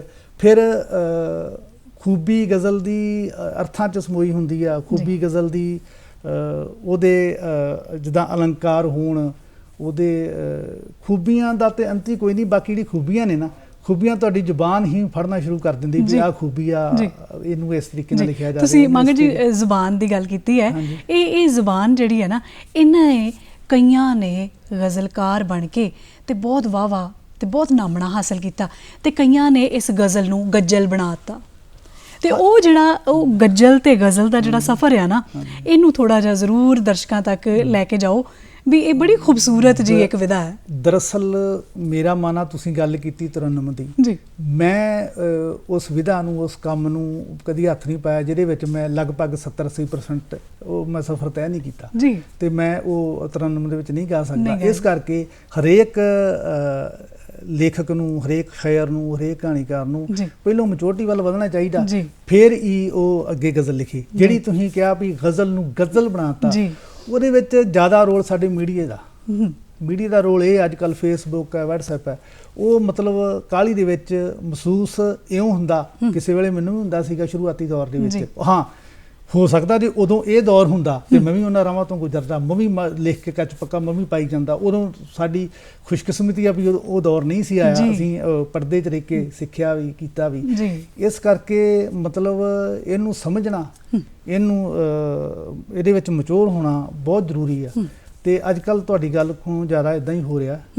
ਤੇ ਬਾਕੀ ਗਜ਼ਲ ਦੇ ਚਲੋ ਐਪ ਬਾਰੇ ਵੀ ਪੁੱਛਿਆ ਤੁਸੀਂ, ਐਪ ਦੀ ਗੱਲ ਕਰਨੀ, ਐਪ ਗਜ਼ਲ ਦੇ ਹੁਣ ਤਾਂ ਖੈਰ ਜਦੋਂ ਲੇਖਕ ਮਚੋਰ ਹੋ ਜਾਂਦਾ ਨਾ, ਉਦੋਂ ਉਹਦਾ ਜ਼ਿਹਨ, ਉਹਦਾ ਦਿਮਾਗ ਇਹ ਮਤਲਬ ਫੜ ਲੈਂਦਾ ਗੱਲ। ਮਗਰ ਸਾਹਿਬ ਤੁਸੀਂ ਬਾਰ-ਬਾਰ ਨਾ ਮੈਚਿਓਰ ਹੋ ਕੇ ਸਿਆਣਪ ਦੇ ਨਾਲ ਇਹ ਪੂਰੀ ਕਿ ਤੁਸੀਂ ਕਿਹਾ ਕਿ ਨਿੱਠ ਕੇ ਪੜੋ, ਹੈ ਨਾ, ਇਹ ਇਹਨਾਂ ਸਾਰੀਆਂ ਗੱਲਾਂ, ਇਹ ਇੱਕ ਮੰਨ ਲਓ ਵੀ ਇੱਕ ਜਿਹੜਾ ਇਸ ਵੇਲੇ ਨੌਜਵਾਨ ਤੁਹਾਨੂੰ ਵੇਖ ਰਿਹਾ, ਉਹਦੇ ਮਨ ਦੇ ਵਿੱਚ ਫੁਰਨਾ ਵੀ ਨਹੀਂ ਮੈਂ ਵੀ ਹੁਣ ਗਜ਼ਲ ਲਿਖਿਆ ਕਰਨੀ ਆ, ਤੇ ਉਹ ਜਿਹੜਾ ਨਾ ਉਹਦੇ ਵਾਸਤੇ ਕੀ ਕਹੋਗੇ ਵੀ ਉਹ ਨਿੱਠ ਕੇ ਪੜ੍ਹਨਾ ਕੀ ਹੈ, ਗੌਰ ਨਾਲ ਪੜ੍ਹਨਾ ਕੀ ਹੈ, ਤੇ ਕਿਵੇਂ ਸ਼ੁਰੂਆਤ ਕਰੇ? ਬਾਕੀ ਨਿੱਠ ਕੇ ਪੜ੍ਹਨਾ ਜਿਹੜੇ ਬੰਦੇ ਦੇ, ਜਿਸ ਬੰਦੇ 'ਚ, ਜਿਸ ਪਾਠਕ ਦੇ ਵਿੱਚ ਚਿਣਗ ਹੋਵੇ ਨਾ, ਉਹ ਇਸ ਰਾਹ 'ਤੇ ਤੋਰੀ ਪੈਂਦਾ। ਬਾਕੀ ਇੱਕ ਯੋਜਨਾਬੱਧ ਤਰੀਕੇ ਨਾਲ, ਇੱਕ ਨਿਯਮ ਦੇ ਵਿੱਚ, ਕਾਇਦੇ ਦੇ ਵਿੱਚ ਚੱਲ ਕੇ ਇਸ ਸਿਨਫ ਨੂੰ ਪਰਪੱਕਤਾ ਨਾਲ ਹਾਸਲ ਕੀਤਾ ਜਾ ਸਕਦਾ ਹੈ। ਬਾਕੀ ਜਿਹੜੇ ਵੀ ਗਜ਼ਲ ਲਿਖਦੇ ਨੇ, ਜਿਵੇਂ ਗਜ਼ਲਾਂ ਦੇ ਐਬ ਨੇ, ਐਬੇ ਤਨਾਫਰ, ਐਬੇ ਅਖਲਾਲ, ਇੱਕ ਐਬੇ ਮੁਖਾਤਬ ਇਹ ਲੁਗਾਤ ਜੀ, ਇਹਦਾ ਮਤਲਬ ਕਾਫੀ ਨੇ, ਜਿਵੇਂ ਬੇਬੈਰ ਦਾ ਸ਼ੇਰ ਹੋਣਾ ਜਾਂ ਵਜਨ ਨਾ ਹੋਣਾ, ਇੱਕ ਹੁੰਦਾ ਵਾ ਇਹਨੂੰ ਸਧਾਰਨ ਭਾਸ਼ਾ ਦੇ ਵਿੱਚ ਜਿਹੜਾ ਇਹਨੂੰ ਜਿੱਦਾਂ ਬੇਬੈਰ ਚ ਨਾ ਹੋਣਾ, ਇੱਕ ਐਬ ਹੁੰਦਾ ਵਾ ਵੀ ਦੋਵਾਂ ਲਾਈਨਾਂ ਦਾ ਆਪੋ ਵਿੱਚ ਕੋਈ ਸੰਬੰਧ ਨਾ ਹੋਣਾ, ਪਹਿਲੇ ਮਿਸਰੇ ਦਾ ਦੂਜੇ ਮਿਸਰੇ ਨਾਲ ਕੋਈ ਸੰਬੰਧ ਨਾ ਹੋਣਾ ਜੀ, ਜੇ ਆਪਾਂ ਸਧਾਰਨ ਭਾਸ਼ਾ 'ਚ ਚਲੋ ਗੱਲ ਕਰ ਲੈਂਦੇ ਹਾਂ। ਫਿਰ ਉਹਨਾਂ ਦੋਵਾਂ ਲਾਈਨਾਂ ਦਾ ਮਤਲਬ ਹੀ ਕੋਈ ਨਾ ਨਿਕਲਣਾ, ਜਾਂ ਉਹਨਾਂ ਦੇ ਵਿੱਚ ਗੱਲ ਕਰਕੇ ਗੱਲ ਨੂੰ ਖੁੱਲੀ ਛੱਡ ਦੇਣਾ, ਜਿਹਦੇ ਵਿੱਚ ਪਾਠਕ ਪੜ੍ਹ ਕੇ ਸੋਚਦਾ ਰਵੇ ਇਹ ਕੀ ਕਹਿ ਰਿਹਾ, ਇਹ ਕੀ ਕਹਿਣ ਦਾ ਯਤਨ ਕੀਤਾ। ਮੁਕੰਮਲ ਬੜੇ ਐਬ ਨੇ। ਫਿਰ ਜਿੱਦਾਂ ਪਹਿਲੇ ਮਿਸਰੇ ਤੇ ਦੂਜੇ ਮਿਸਰੇ ਦੀਆਂ ਲਾਸਟ ਮਾਤਰਾ ਜਦੋਂ ਇੱਕ ਹੋ ਜਾਂਦੀਆਂ, ਉਹ ਵੀ ਐਬ ਹੈ। ਫਿਰ ਮਤਲਬ ਜਿਵੇਂ ਤੱਤਾ, ਟੈਂਕਾ, ਬੱਬਾ, ਭੱਬਾ, ਕਿਸੇ ਅੱਖਰ ਦਾ ਲਾਸਟ ਬੱਬਾ ਪਹਿਲਾ ਭੱਬਾ ਹੋਵੇ, ਉਹ ਵੀ ਇੱਕ ਬੜਾ ਤਕੜਾ ਐਬ ਆ। ਜਿਹੜੀ ਬੋਲਣ ਲੱਗਿਆ ਜਾਂ ਤੁਹਾਨੂੰ ਪੜ੍ਹਨ ਲੱਗਿਆ ਉਹ ਜ਼ਬਾਨ ਅਟਕੇ, ਜ਼ਬਾਨ ਕੋਈ ਹਿਚਕਾਹਟ ਜਾਂ ਔਖਿਆਈ ਮਹਿਸੂਸ ਕਰੇ, ਉਹ ਵੀ ਐਬ ਹੈ। ਬਾਕੀ ਸਾਰੇ ਤੁਹਾਨੂੰ ਐਬ ਤੇ ਬਹੁਤ ਨੇ। ਬਾਕੀ ਇਹ ਜਿਹੜੀ ਆ ਗੱਲ, ਇਹ ਪਾਠਕ ਜਾਂ ਗਜ਼ਲ ਲਿਖਣ ਦੇ ਚਾਹਵਾਨ ਕਿਤਾਬਾਂ ਮਿਲ ਜਾਂਦੀਆਂ ਨੇ ਬਹੁਤ ਮਾਰਕੀਟ ਦੇ ਵਿੱਚੋਂ, ਉਹਨੂੰ ਚੰਗੀ ਤਰ੍ਹਾਂ ਪੜ੍ਹ ਕੇ ਸਮਝ ਕੇ ਇਸ ਵਿਧਾ ਤੇ ਮਤਲਬ ਪੂਰਾ ਉਤਰ ਸਕਦੇ ਆ। ਬਾਕੀ ਜਿਹੜੀ ਗੱਲ ਆਪਾਂ ਕਰ ਰਹੇ ਆ ਪੰਜਾਬੀ ਦੇ ਸਰੂਪ ਦੀ ਗਜ਼ਲ, ਕਿ ਇਸ ਵੇਲੇ ਜੇ ਗੱਲ ਕਰੀਏ ਕਿ ਕਹਾਣੀਕਾਰ ਵੀ ਬਹੁਤ ਉੱਚ ਕੋਟੀ ਦੇ ਨੇ ਸਾਡੇ ਕੋਲ, ਜਿਨ੍ਹਾਂ ਨੂੰ ਸਤਿਕਾਰਤ ਨਾਮ ਨੇ ਸਾਡੇ ਸਾਹਮਣੇ, ਲੰਮੀ ਲਿਸਟ ਹੈ ਇੱਕ ਉਹਨਾਂ ਦੀ। ਲੇਖਕ ਵੀ ਨੇ ਸਾਡੇ ਕੋਲ, ਨਾਵਲਕਾਰ ਵੀ ਨੇ ਸਾਡੇ ਕੋਲ, ਅਜਿਹੇ ਬਹੁਤ ਆਲਾ ਦਰਜੇ ਦੇ ਗਜ਼ਲਕਾਰ ਵੀ ਨੇ। ਤੇ ਆਉਣ ਵਾਲੀ ਪੀੜ੍ਹੀ ਜਿਹੜੀ ਹੈ ਪੰਜਾਬ ਦੇ ਵਿੱਚ, ਇਹਦਾ ਗਜ਼ਲ ਦਾ ਸਰੂਪ ਕੀ ਵੇਖਦੇ ਹੋ? ਸਰੂਪ ਗਜ਼ਲ ਦਾ ਮੇਰੀ ਤੇ ਖੈਰ ਆਪਣੇ ਤੋਂ ਵੱਡੇ ਸ਼ਾਇਰਾਂ ਨੂੰ, ਪਰਪੱਕ ਸ਼ਾਇਰਾਂ ਨੂੰ, ਮਚੋਰ ਸ਼ਾਇਰਾਂ ਨੂੰ ਇਹ ਬੇਨਤੀ ਆ ਵੀ ਇਸ ਵਿਧਾ ਨੂੰ ਅਗਲੇਰੇ ਪੜਾਵਾਂ ਤੇ ਤੋਰਨ ਵਾਸਤੇ ਅਗਲੀ ਪੀੜ੍ਹੀ ਦੇ ਸਿਖਾਂਦਰੂ ਨੌਜਵਾਨਾਂ ਦੇ ਮੋਢਿਆਂ ਤੇ ਭਾਰ ਪਾ ਕੇ ਉਹਨਾਂ ਨੂੰ ਸੇਧ ਦੇ ਕੇ, ਉਹਨਾਂ ਨੂੰ ਸਹੀ ਤਰੀਕੇ ਨਾਲ ਸਿਖਾ ਕੇ ਜਾਂ ਸਿੱਖਣ ਲਈ ਰਸਤੇ ਦੱਸ ਕੇ ਇਹ ਜਿਹੜਾ ਵਾ ਇਹਨੂੰ ਗਜ਼ਲ ਦੀ ਵਿਧਾ ਨੂੰ ਮੱਘਦਾ ਰੱਖਿਆ ਜਾਵੇ, ਅਗਲੀ ਪੀੜ੍ਹੀ ਤੱਕ ਜਾਵੇ, ਇਹ ਇਰ ਤੋਂ ਵਧੀਆ ਤੇ ਨਿਵੇਕਲਾ ਰੂਪ ਧਾਰਨ ਕਰੇ। ਇਹਦੇ ਬਾਰੇ ਮਤਲਬ ਮੇਰੀ ਤੇ ਇਹ ਰਾਏ ਆ ਵੀ ਜਿਹੜਾ ਵੀ ਨਵਾਂ ਲਿਖਦਾ ਉਹਦਾ ਹੌਸਲਾ ਅਫਜ਼ਾਈ ਕੀਤੀ ਜਾਵੇ, ਉਹਦੀ ਕੋਈ ਊਣਤਾਈ ਜਾਂ ਉਹਦੇ ਕੋਈ ਐਬ ਬਾਰੇ ਉਹਨੂੰ ਦੱਸਿਆ ਜਾਵੇ। ਇੱਕ ਜਿਹੜਾ ਵੀ ਲੇਖਕ ਕੋਈ ਵੀ ਆ, ਮੈਂ ਤੁਹਾਨੂੰ ਪਹਿਲਾਂ ਦੱਸਿਆ ਸ਼ੁਰੂਆਤ ਹੀ, ਸਿਨਫਾਂ ਸਾਰੀਆਂ ਮੁਬਾਰਕ ਨੇ। ਮੈਂ ਕਹਾਣੀ ਵੀ ਪੜ੍ਹਦਾ, ਮੈਂ ਨਾਵਲ ਵੀ ਪੜ੍ਹਦਾ। ਜਸਵੰਤ ਸਿੰਘ ਕੰਵਲ ਨੂੰ ਪੜ੍ਹਿਆ, ਬਹੁਤ ਵਧੀਆ ਚੀਜ਼ ਹੈ। ਕਹਾਣੀਕਾਰ ਮੇਰੇ ਮਿੱਤਰ ਨੇ ਦੀਪ ਦਵਿੰਦਰ ਜੀ, ਕੇਂਦਰੀ ਲੇਖਕ ਸਭਾ ਦੇ ਸਕੱਤਰ ਨੇ, ਉਹਨਾਂ ਦੀ ਕਹਾਣੀ 'ਚ ਬਹੁਤ ਹੋਰ ਵੀ ਸਮਕਾਲੀ ਕਹਾਣੀਕਾਰ ਨੇ। ਮਤਲਬ ਤੁਹਾਡੇ ਹੰਝੂ ਕਢਾ ਦਿੰਦੀ ਕਹਾਣੀ, ਤੁਹਾਨੂੰ ਅੰਦਰ ਤੱਕ ਹਲੂਣ ਦਿੰਦੀ ਹੈ ਕਹਾਣੀ। ਕਿਉਂ ਮੈਂ ਦੱਸਿਆ ਨਾ, ਕਹਾਣੀ ਦਾ ਪਲੱਸ ਪੁਆਇੰਟ ਕਹਾਣੀ ਦੇ ਵਿੱਚ ਪਲਾਟ ਖੁੱਲ੍ਹਾ ਹੁੰਦਾ। ਜਿਵੇਂ ਵੀ ਆਪਣੀ ਮਨ ਦੀ ਗੱਲ ਨੂੰ, ਜਿਵੇਂ ਵੀ ਤੁਸੀਂ ਵਿਚਾਰ ਨੂੰ ਤੁਸੀਂ ਨਾ ਇਸ ਤਰੀਕੇ ਨਾਲ ਪਾਠਕ ਦੇ ਦਿਮਾਗ ਦੇ ਵਿੱਚ, ਪਾਠਕ ਦੇ ਹਿਰਦੇ ਤੱਕ ਤੁਸੀਂ ਉਹਨੂੰ ਘੁਲਾ ਦਿੰਦੇ ਹੋ, ਉਹ ਵੀ ਆਪਣੇ ਥਾਂ ਬਿਹਤਰ ਨੇ। ਪਰ ਪੰਜਾਬੀ ਗਜ਼ਲ ਦੀ ਗੱਲ ਕਰ ਰਹੇ ਹਾਂ ਆਪਾਂ, ਪੰਜਾਬੀ ਗਜ਼ਲ ਦਾ ਮਤਲਬ ਸਰੂਪ ਜਿਹੜਾ ਨਾ, ਉਹ ਮੇਰੇ ਹਿਸਾਬ ਨਾਲ ਤਸੱਲੀ ਬਖਸ਼ਾ ਬਹੁਤ ਜ਼ਿਆਦਾ, ਕਿਉਂਕਿ ਹਰ ਤਰ੍ਹਾਂ ਦੀ ਗੱਲ ਤੁਸੀਂ ਮੇਰੀਆਂ ਦੋਵੇਂ ਕਿਤਾਬਾਂ ਵੇਖੋ, ਮੈਂ ਮੇਰੇ ਖਿਆਲ ਦੇ ਨਾਲ ਕੋਈ ਵਿਸ਼ਾ ਮੈਂ ਛੱਡਿਆ ਨਹੀਂ ਹੋਊਗਾ। ਪਹਿਲੀ ਕਿਤਾਬ ਦੇ ਵਿੱਚ ਹੋ ਸਕਦਾ ਮੈਂ ਥੋੜ੍ਹਾ ਬਹੁਤਾ ਕਿਤੇ 19 ਕੀ ਹੋਵੇਗੀ, ਪਹਿਲੀ ਕਿਤਾਬ 'ਚ ਅਕਸਰ ਹੀ ਇੱਦਾਂ ਹੁੰਦਾ, ਤੁਹਾਨੂੰ ਪਤਾ ਹੀ। ਦੂਸਰੀ ਕਿਤਾਬ ਫਿਰ ਮੈਂ ਪੂਰੀ ਤਿਆਰੀ ਨਾਲ ਲਿਖੀ ਆ। ਮੇਰੇ ਖਿਆਲ ਦੇ ਨਾਲ ਖੈਰ ਉਹ ਵੀ ਐਬ ਨਹੀਂ ਹੋਣਗੇ ਜਿਹੜੇ ਐਬ ਕਈ ਸਾਡੇ ਗਜ਼ਲਕਾਰ ਜਿਹੜੇ ਆ ਔਖੋਂ ਪਰੋਖੇ ਕਰਦੇ ਨੇ। ਠੀਕ ਹੈ, ਉਹਨਾਂ ਦੀ ਗੱਲ ਉਹ ਆਪਣੀ ਥਾਂ ਸਹੀ ਨਹੀਂ, ਕਿਉਂਕਿ ਆਪਾਂ ਕਿਸੇ ਨੁਕਤਾਚੀਨੀ ਦੇ ਵਿੱਚ ਨਾ ਕਿਸੇ ਕੰਟਰੋਵਰਸੀ ਦੇ ਵਿੱਚ ਨਹੀਂ ਪੈਣਾ ਚਾਹੁੰਦੇ, ਉਹ ਆਪਣੀ ਥਾਂ ਠੀਕ ਨੇ। ਪਰ ਫਿਰ ਵੀ ਜੇ ਮੈਨੂੰ ਵੀ ਪਹਿਲਾਂ ਇੱਦਾਂ ਲੱਗਾ ਸੀਗਾ ਵੀ ਮੈਂ ਉਹਨਾਂ ਨੂੰ ਅੱਖੋਂ ਪਰੋਖੇ ਕਰਾਂ, ਪਰ ਫਿਰ ਮੈਂ ਸੋਚਿਆ, ਇੱਕ ਦਿਨ ਬੈਠਾ ਮੈਂ ਮਿਹਨਤ ਕੀਤੀ, ਮਰਜ਼ੀ ਮੈਂ 2-3 ਗਜ਼ਲਾਂ ਕਰੈਕਟ ਕਰਤੀਆਂ। ਮੈਂ ਕਿਹਾ ਇੰਨੀ ਥੋੜ੍ਹੀ ਮਿਹਨਤ ਦੇ ਨਾਲ ਇਹ ਸਭ ਕੁਝ ਹੋਣ ਡਿਆ, ਤੇ ਮੈਨੂੰ ਉਹ ਐਬ ਦੂਰ ਕਰਨ ਦੇ ਵਿੱਚ ਕੀ ਹਰਜ ਆ? ਜਿਹੜੇ ਐਬਾਂ ਨੂੰ ਲੋਕ ਜ਼ਿਆਦਾ ਲੇਖਕ, ਜ਼ਿਆਦਾ ਮਚੋਰ ਬੰਦੇ ਵੀ ਨਹੀਂ ਮੰਨਦੇ, ਮੈਨੂੰ ਉਹ ਦੂਰ ਕਰਨ ਤੇ ਹਰਜੀ ਕੋਈ ਨਹੀਂ। ਮੈਂ ਉਸ ਕੰਟਰੋਵਰਸੀ ਚੋਂ ਨਿਕਲ ਕੇ ਇਸ ਬੰਨੇ ਆ ਜਾਂਦਾ, ਮੈਂ ਉਹ ਰਹਿਣ ਹੀ ਨਹੀਂ ਦਿੰਦਾ। ਜਾਂ ਤੇ ਹੋਵੇ ਨਾ ਵੀ ਬਹੁਤ ਮਿਹਨਤ ਕਰਨੀ ਪੈਣੀ ਤੇ ਮੈਂ ਹਿਚਕਾਂ, ਮੈਂ ਡਰਾਂ। ਮਤਲਬ ਇਸ ਕਰਕੇ ਪੰਜਾਬੀ ਤੁਰੇ ਪਏ ਉਸ ਰਾਹ ਦੇ ਉੱਤੇ, ਤੇ 2 ਪੈਰ ਘੱਟ ਕੀ ਤੇ 2 ਪੈਰ ਵੱਧ ਕੀ, ਥੋੜੀ ਜਿਹੀ ਮਿਹਨਤ, ਥੋੜੀ ਜਿਹੀ ਮੁਸ਼ੱਕਤ ਜੇ ਕਿਸੇ ਦੇ ਸੋਚਣੀ ਦੇ ਵਿੱਚ ਲਾਹੇਵੰਦ ਸਮੱਗਰੀ ਜੇ ਦੇ ਸਕਦੀ ਹੈ ਤੇ ਕਿਉਂ ਨਹੀਂ। ਇੱਕ ਗੱਲ ਤੁਹਾਡੀ ਹੋਰ ਵਿੱਚੋਂ ਗੱਲ ਚੋਂ ਨਿਕਲੀ, ਹਲੂਣਾ ਆਉਂਦਾ ਹੈ, ਝੰਜੋਟ ਦਿੰਦੇ ਆ, ਸਾਡੇ ਇੱਦਾਂ ਦੇ ਖਿਆਲ ਹੁੰਦੇ ਨੇ, ਸਾਡੇ ਜਜ਼ਬਾਤ ਹੁੰਦੇ ਨੇ। ਇੱਕ ਗਜ਼ਲਕਾਰ ਜਿਹੜਾ ਜਾਂ ਕੋਈ ਵੀ ਸਾਹਿਤ ਦਾ ਕਿਸੇ ਵੀ ਰੂਪ ਨੂੰ ਅਪਣਾਉਣ ਵਾਲਾ ਜਿਹੜਾ ਨਾ, ਉਹਦੇ ਵਾਸਤੇ ਜੇ ਤੇ ਉਹ ਆਪਣੀ ਇੱਕ ਚਿਣਗ ਨਾਲ ਕੰਮ ਕਰਦਾ ਹੈ, ਇੱਕ ਸ਼ੌਂਕ ਨਾਲ ਕੰਮ ਕਰਦਾ ਹੈ, ਪਰ ਜਿੱਥੇ ਇਹ ਗੱਲ ਆ ਜਾਂਦੀ ਨਾ, ਪੇਟ ਨਾ ਪਈਆਂ ਰੋਟੀਆਂ ਤੇ ਸਭੇ ਗੱਲਾਂ ਖੋਟੀਆਂ, ਉੱਥੇ ਗਜ਼ਲਕਾਰ ਤੇ ਉੱਥੇ ਪੰਜਾਬ ਦਾ ਜਿਹੜਾ ਇਸ ਵੇਲੇ ਸਰੂਪ ਹੈ ਇੱਕ ਗਜ਼ਲਕਾਰ ਦਾ, ਇੱਕ ਗਜ਼ਲਕਾਰ ਪੰਜਾਬ ਦੇ ਵਿੱਚ ਕਿਵੇਂ ਆਪਣੇ ਆਪ ਨੂੰ ਰੋਜ਼ੀ ਰੋਟੀ ਦੇ ਜ਼ਰੀਏ ਦੇ ਨਾਲ ਕਿੱਦਾਂ ਆਪਣੇ ਆਪ ਨੂੰ ਪਰਪੱਕ ਵੇਖਦਾ? ਵੈਸੇ ਜਿਹੜੇ ਹਾਲਾਤ ਨੇ ਨਾ, ਉਹ ਤਾਂ ਵਰਲਡ ਲੈਵਲ ਤੇ ਕਹਿ ਲਈਏ ਜਾਂ ਇੰਡੀਆ ਲੈਵਲ ਤੇ ਵੀ ਇਵੇਂ ਹੀ ਨੇ। ਬਾਕੀ ਹਾਲਾਤਾਂ ਦੇ ਨਾਲ ਨਜਿੱਠਣਾ, ਹੁਣ ਤੁਸੀਂ ਵੇਖੋ ਆਪਣੇ ਲਾਲ ਸਿੰਘ ਜੀ ਦਿਲ ਜਾਂ ਬਾਬੂ ਫਿਰੋਜ਼ ਜੀ ਸ਼ਰਫ, ਬੜੇ ਮਤਲਬ ਜਿਨ੍ਹਾਂ ਨੇ, ਨੰਦ ਲਾਲ ਜੀ ਨੂਰਪੁਰੀ ਆ, ਜਿਨ੍ਹਾਂ ਨੇ ਤੰਗੀਆਂ ਤੁਰਸ਼ੀਆਂ ਦੇ ਵਿੱਚ ਵੀ ਮਤਲਬ ਬੜਾ ਅਮੀਰ ਵਿਰਸਾ ਸੌਂਪ ਕੇ ਗਿਆ ਸਾਨੂੰ। ਇਹ ਗੱਲਾਂ ਜ਼ਿਆਦਾ ਮਾਇਨੇ ਨਹੀਂ ਰੱਖਦੀਆਂ। ਬਾਕੀ ਹਰੇਕ ਸਾਹਿਤਕਾਰ ਦਾ, ਹਰੇਕ ਗਜ਼ਲਕਾਰ, ਕਹਾਣੀਕਾਰ ਦਾ ਇਹ ਫਰਜ਼ ਬਣਦਾ ਵੀ ਮੌਜੂਦਾ ਹਾਲਾਤ ਨੂੰ ਮੁੱਖ ਰੱਖਦੇ ਹੋਏ ਹਲੂਣਾ ਦਿੱਤਾ ਜਾਵੇ, ਲੋਕਾਂ ਨੂੰ ਜਾਗਰੂਕ ਕੀਤਾ ਜਾਵੇ। ਮਤਲਬ ਇਹਨਾਂ ਕਮੀਆਂ ਨੂੰ, ਪੇਸ਼ੀਆਂ ਨੂੰ, ਸਰਕਾਰ ਦੀਆਂ ਅਣਗਹਿਲੀਆਂ ਨੂੰ, ਜੋ ਵੀ ਮਤਲਬ ਜਿਵੇਂ ਵੀ ਦੂਰ ਕਰਨਾ ਚਾਹੀਦਾ। ਜਿਸ ਤਰੀਕੇ ਨਾਲ ਵੀ ਕਲਮ ਕਹਿੰਦੇ ਆ, ਉਹ ਤਲਵਾਰ ਦੇ ਬਰਾਬਰ ਹੁੰਦੀ ਹੈ। ਬਿਲਕੁਲ। ਤੇ ਇਸ ਕਰਕੇ ਆਪੋ ਆਪਣਾ ਫਰਜ਼ ਪਛਾਣਨਾ ਚਾਹੀਦਾ। ਸਭ ਤੋਂ ਵੱਡਾ ਫਰਜ਼ ਮੈਂ ਇਹ ਸਮਝੂੰਗਾ ਵੀ ਕੋਈ ਵੀ ਵਿਧਾ ਕੋਈ ਵੀ ਉਹਦੇ ਵਿੱਚ ਇਮਾਨਦਾਰੀ ਨਾਲ ਲਿਖੋ, ਮਚੋਰ ਹੋ ਕੇ ਲਿਖੋ, ਕੱਲੀ ਮਤਲਬ ਸੁਣਨ ਦਾ ਮਾਦਾ ਰੱਖੋ ਜੀ, ਸਮਝਣ ਦਾ ਮਾਦਾ ਰੱਖੋ। ਇਹ ਨਹੀਂ ਵੀ ਮੈਂ ਫੰਨੇ ਖਾਂ ਜਾਂ ਮੈਂ ਉੱਦਾਂ ਜਾਂ ਮੈਂ ਉਹ ਗੱਲ ਨਹੀਂ। ਮੈਂ ਅੱਜ ਵੀ ਨਿਮਾਣਾ ਹੋ ਕੇ ਜਿੱਥੋਂ ਮੈਨੂੰ ਸਿੱਖਣ ਲਈ ਮਿਲਦਾ, ਮੇਰੇ ਤੋਂ ਛੋਟਾ ਵੀ ਹੋਵੇ ਉਹ ਤੋਂ ਵੀ ਮੈਂ ਸਿੱਖਦਾ। ਮਤਲਬ ਬੰਦਾ ਸਾਰੀ ਜ਼ਿੰਦਗੀ ਸਿੱਖਦਾ, ਬੰਦਾ ਕਦੇ ਮੁਕੰਮਲ ਨਹੀਂ। ਮੁਕੰਮਲ ਤਾਂ ਜਦੋਂ ਪੂਰਾ ਹੁੰਦਾ ਉਦੋਂ ਹੀ ਹੁੰਦਾ। ਬੰਦਾ ਜਿਹੜਾ ਸਾਰੀ ਜ਼ਿੰਦਗੀ ਸਿੱਖਦਾ, ਜਦੋਂ ਆਪਣੇ ਆਪ ਨੂੰ ਬੰਦਾ ਮੁਕੰਮਲ ਸਮਝ ਲੇ ਉਦੋਂ ਉਹ 'ਚ ਖੜੋਤ ਆ ਜਾਂਦੀ ਹੈ। ਬਾਕੀ ਇਸ ਕਰਕੇ ਮੇਰਾ ਇੱਕ ਸ਼ੇਰ ਆ, ਮੈਂ ਦੱਸ ਰਿਹਾ ਜੀ। ਮੈਂ ਵੀ ਨਦਾਨ ਹਾਂ ਆਖਰ, ਮੈਂ ਵੀ ਇਨਸਾਨ ਹਾਂ ਆਖਰ, ਜਰਾ ਨਾਦਾਨ ਹਾਂ ਆਖਰ, ਕਿਤੇ ਗੁਸਤਾਖ ਜੇ ਹੋਇਆ ਉਹ ਵੀ ਸਵੀਕਾਰ ਚੁੱਕਾ। ਮਤਲਬ ਗਲਤੀ ਕਿਸੇ ਤੋਂ ਵੀ ਹੋ ਸਕਦੀ ਹੈ। ਇਹਦੇ ਵਿੱਚ ਇਹ ਨਹੀਂ ਆ ਵੀ ਜਦੋਂ ਫਿਰ ਗਲਤੀ ਤੇ ਆਪਾਂ ਅੜ ਜਾਂਦੇ ਆ ਨਾ, ਫਿਰ ਪੰਜਾਬੀ ਭਾਸ਼ਾ 'ਚ ਉਹਨੂੰ ਕਹਿ ਜਾਂਦੇ ਵੀ ਉਹ ਬੇਸ਼ਰਮੀ ਬਣ ਜਾਂਦੀ।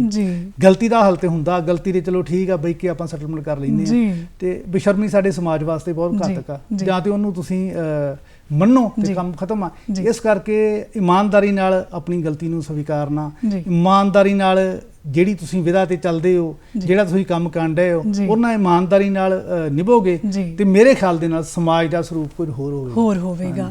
ਬਹੁਤ ਸਵਾਦਲੀਆਂ, ਬਹੁਤ ਖੂਬਸੂਰਤ ਤੇ ਮਾਇਨੇ ਭਰਪੂਰ ਜਿਹੜੀਆਂ ਗੱਲਾਂ ਨੇ ਉਹ ਮੈਨੂੰ ਲੱਗਦਾ ਹੈ ਕਿ ਅੱਜ ਦਰਸ਼ਕਾਂ ਤੱਕ ਪਹੁੰਚੀਆਂ ਨੇ। ਪੰਜਾਬੀ ਗਜ਼ਲ ਦੇ ਸਰੂਪ ਦੇ ਵਿੱਚ ਤੁਸੀਂ ਸਟੂਡੀਓ ਵਿੱਚ ਆਏ, ਆਪਣੇ ਬੇਸ਼ਕੀਮਤੀ ਸਮੇਂ ਦੇ ਵਿੱਚੋਂ ਸਾਡੇ ਲਈ ਸਮਾਂ ਕੱਢਿਆ। ਬਹੁਤ ਬਹੁਤ ਧੰਨਵਾਦ। ਦਰਸ਼ਕਾਂ ਦਾ ਵੀ ਬਹੁਤ ਬਹੁਤ ਧੰਨਵਾਦ।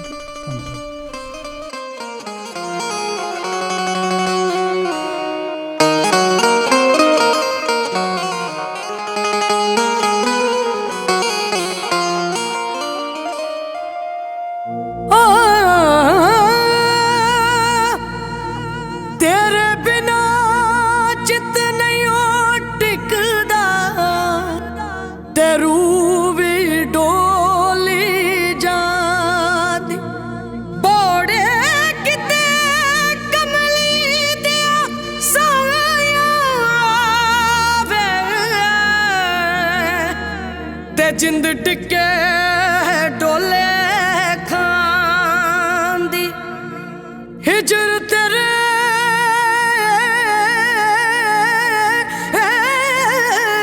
ਜਿੰਦਰੇ ਮਾਰੇ ਗੱਲ ਇੱਕ ਵੀ ਨਾ ਬੋਲੀ ਜਾਂਦੀ, ਗੱਲ ਇੱਕ ਵੀ ਨਾ ਬੋਲੀ ਜਾਂਦੀ।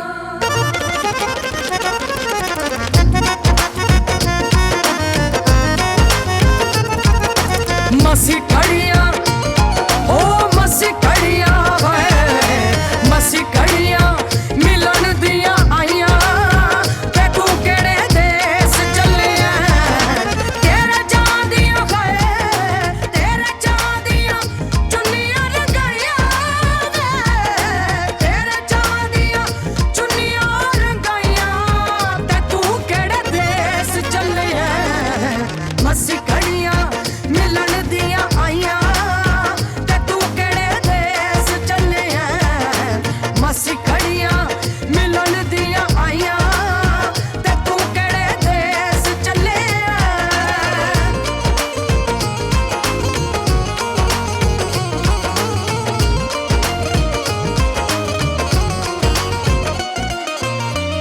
जिंद वाली कोठी साडी कुहू कुहू कूकदी, कच्चा घड़ा हसदा ते उत्ते नदी शूकदी।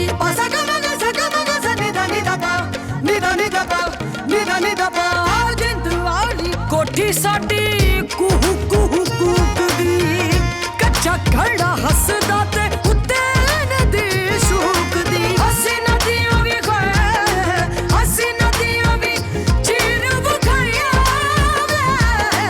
हसी नदियां भी चीर बखाइया ते तू केड़े देश चले मसी खड़िया मिलन दिया आइया ते तू केड़े देश चले मसी खड़िया मिलन दिया आइया